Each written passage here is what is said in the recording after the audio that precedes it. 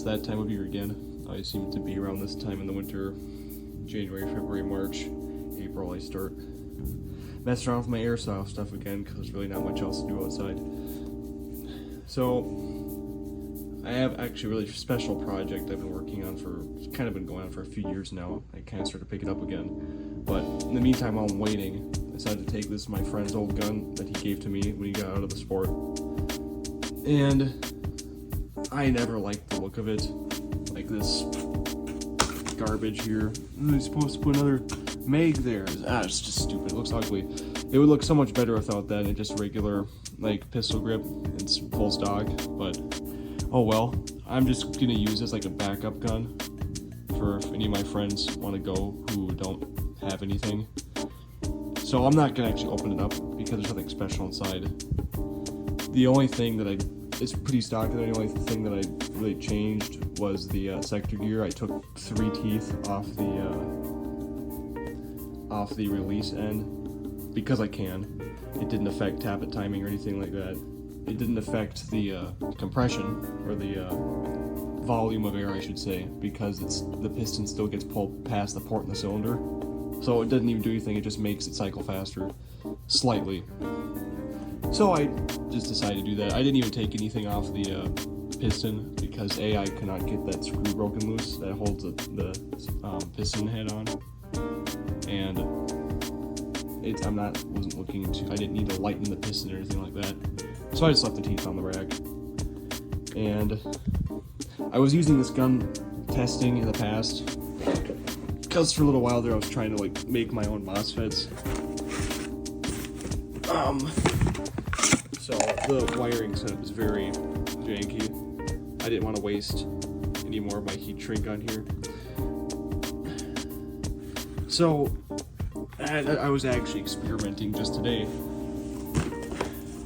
I have this super massive relay for like a starter motor on a car. And I was trying to see if I could run this gun off this relay. And it didn't really like it too much. Could be because it's so big and it's just a mechanical relay. It didn't like fast cycling and semi. It would double fire a lot of the time. So I just took it out and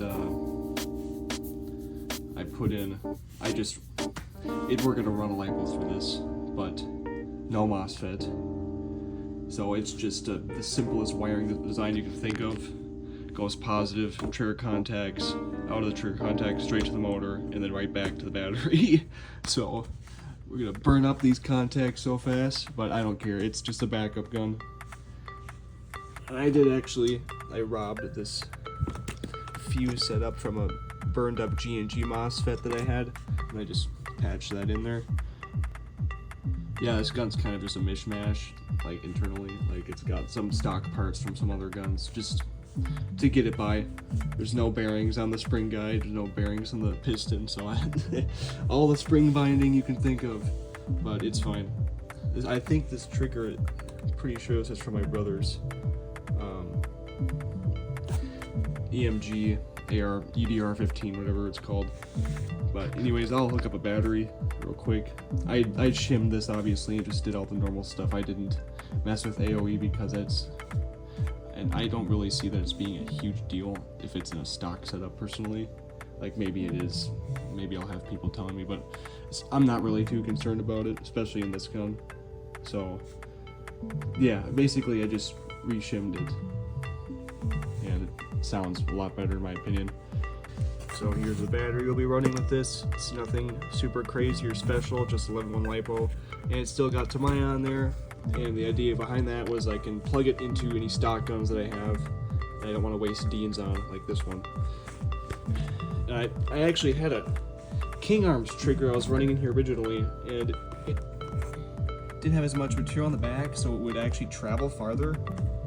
And it would travel so far that the spring on the trigger trolley would pull the trolley over the spring trigger and disengage. It was just causing a lot of issues. It was really annoying, so it wouldn't fire, or it would. It's hard to explain. It was just being a pain. It would turn out to be the trigger because this one has it's got material that is located farther back than the other one did. so it stops sooner in its travel. But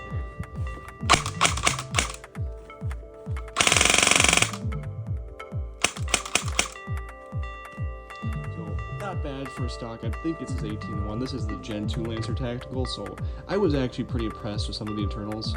They weren't bad. It had a full metal tooth piston. You know, I'm used to like the JG stuff where it's all plastic garbage and just really basic stuff, but it seemed like they were pretty nice stuff. The motor, of course, seemed really weak, but it's a stock gun. I think it'll be just fine. So, just a short little video. Could finally post something airsoft related on this channel again, and hopefully this year I will be able to post something on my special build that I've been going on for a few years now. It's very experimental, at least for me, but yeah, I'll see you guys whenever I make another video.